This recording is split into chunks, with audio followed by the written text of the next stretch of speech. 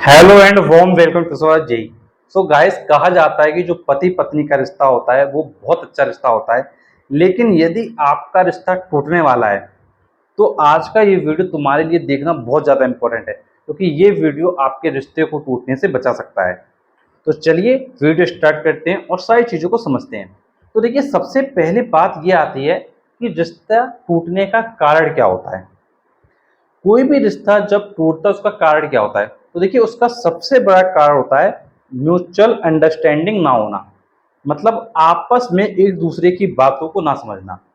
जब तक आप एक दूसरे की बातों को नहीं समझेंगे तब तक रिश्ता नहीं चल सकता। अब देखो, यहाँ पर क्या होता है कि कुछ चीज़ें होती हैं जो लड़का चाहता है, कुछ चीज़ें जो लड़की चाहती है। अगर आप अपने पॉइंट्स को क्लियर करेंगे एक दूसरे को तो वहाँ चीज़ें क्या है, सुधर सकती हैं। और आपको एक बार स्टेप अपनी तरफ से लेना होगा। जो भी इस वीडियो को देख रहे हैं, चाहे वो पति देख रहा हो चाहे वो पत्नी देख रहा हो, आपको अपने साइड से एक बार फिर से लास्ट कोशिश करके देखना चाहिए। हो सकता है कि आपका रिश्ता क्या है, सुधर जाए।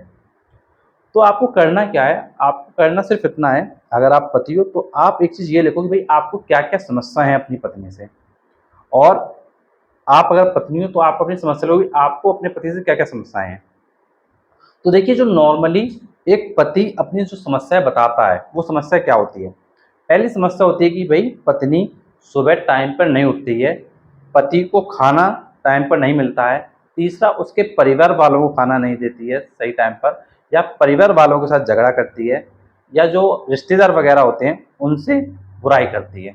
तो ये जो कॉमन प्रॉब्लम होती हैं वो एक पति की रहती हैं, नॉर्मली यही रहती हैं। और जो एक पत्नी की शिकायतें रहती हैं वो नॉर्मली यही रहती हैं कि ये हमको मारते हैं, हमको परेशान करते हैं, गाली गलौज करते हैं, हमको सामान वगैरह नहीं दिलवाते हैं, हमारा ख्याल नहीं रखते हैं। तो ये एक पत्नी की समस्या रहती है। लेकिन देखो, एक चीज़ ये समझना है कि अगर आप चाहे पति हो चाहे आप पत्नी हो, अगर आप बेवजह बिना किसी रीज़न के किसी की जो इंसल्ट है वो करोगे, समाज में गलत मैसेज पहुंचाओगे, तो चाहे उस जगह पति हो चाहे उस जगह पत्नी हो, बुरा दोनों को लगने वाला है। तो अक्सर ये जो समस्याएँ रहते हैं ये नॉर्मली कहा जाता है। लेकिन अगर आपकी पत्नी या फिर आपका पति कुछ ऐसा काम नहीं कर रहा है रॉन्ग, जो आप फिर भी कहे जा रहे हो, तो इसका मतलब है कि आपका रिश्ता टूटने ही वाला है। वो बच नहीं पाएगा। वो तभी बच सकता है जब आप गलत एक्टिविटी जो कर रहे हो, जो गलत अवधारणा फैला रहे हो, उस चीज़ों को क्या है, बंद करोगे। यही रिश्ते को बचाने की सबसे बड़ा आधार बनेगा।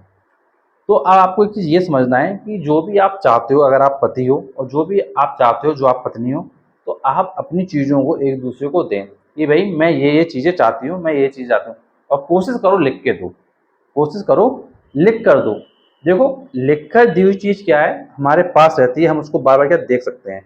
लेकिन मुंह से बोली हुई चीज़ क्या है, आधी दिमाग में रहती है, आधी उड़ जाती हैं। तो क्या आप चाहते हो कि आप जो चाहते हो दिमाग से क्या है, सामने वाले व्यक्ति के उड़ जाए। तो उन चीज़ों को लिख कर दो। अब उसके बाद थोड़ा टाइम दो कि भाई देखो चीज़ें सुधरती हैं कि नहीं। अगर चीज़ें सुधरती हैं तो अच्छी बात है, आपके लिए पॉजिटिव हो गया, आपका रिश्ता बच गया।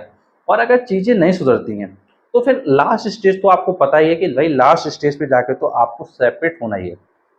अब देखो, अगर आपको लग रहा है कि भाई मैं कोशिश करके थक गया हूँ, मैंने सारी कोशिशें कर ली, मैं बहुत परेशान हो गया हूँ, तो एक बार जो मैंने तुमको आइडिया दिया है, एक बार ट्राई करके देखो। अगर चल जाता तो बहुत अच्छी बात है, और नहीं चलता तो कोई बात नहीं। तो उसको समझा दो कि भाई जब सेपरेट ही होना है, जब तुमको मेरी बातें ही नहीं समझना है, अगर आप पति हो तो आप पत्नी से बोलो, अगर आप पत्नी हो तो आप पति से बोलो, जब आपको मेरी बातें ही नहीं समझना है तो इससे अच्छा है कि हम म्यूचुअली सेपरेट हो जाते हैं। तो इस चीज़ पर आप लोग क्या है, फिर एग्री हो।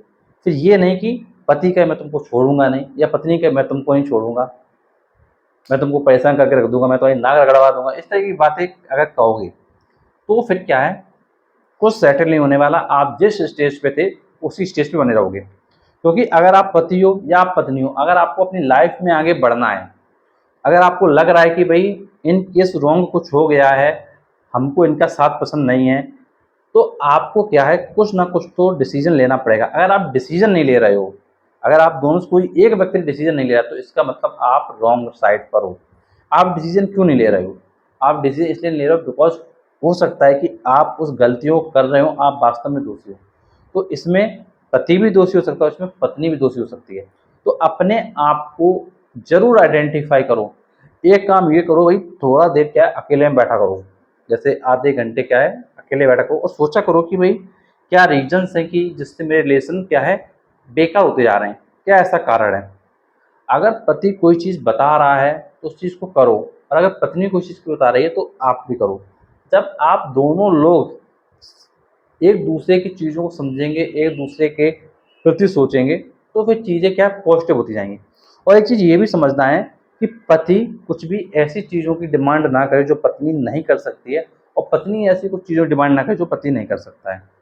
तो ऐसा कई बार होता है कि पति कुछ अनएक्सपेक्टेड चीज़ों की डिमांड करता है, या फिर पत्नी कुछ अनएक्सपेक्टेड चीज़ों की डिमांड करती है।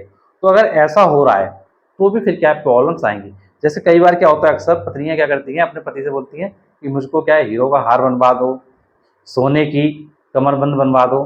तो जब ऐसी डिमांडें आएंगी तो भाई ये डिमांडें हो पाना इतना ईजी तो नहीं है।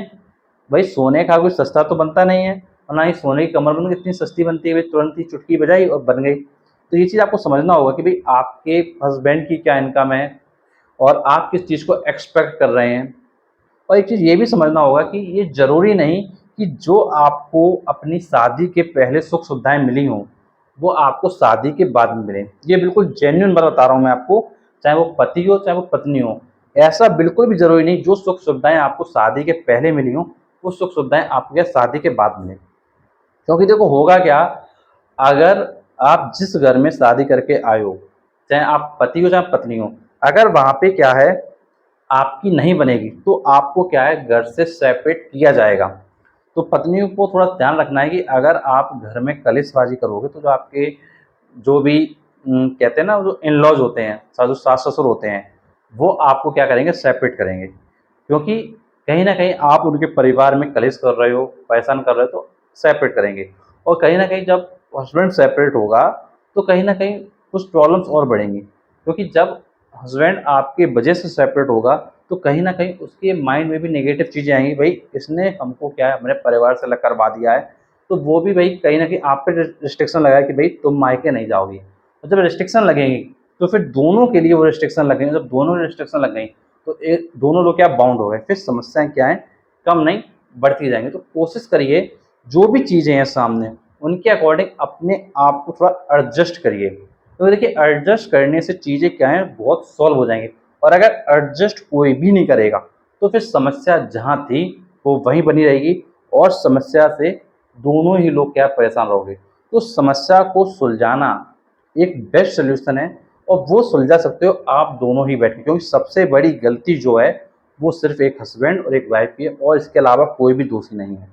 आप किसी को भी ज़्यादा दोषी नहीं ठहरा सकते हैं, सिर्फ यही दो प्राणी हैं जो दोषी हैं। तो ये तुमको समझना होगा सारी चीज़ों को। अगर चीज़ें समझ में आई हों तो अपने आप को थोड़ा क्या पोलाइट रखो, चीज़ों को डिस्कस करो, गुस्सा करना बंद करो, पोलाइट वे में रहो, तो सारी चीज़ें एडजस्ट हो जाएंगी और रिश्ता ऑटोमेटिक अपने आप बच जाएगा। और अगर वीडियो अच्छा लगा तो प्लीज़ वीडियो को लाइक करें, चैनल को सब्सक्राइब करें, क्योंकि आपके लिए मैं और भी ऐसे वीडियो आता रहूँगा। Thanks for watching this video.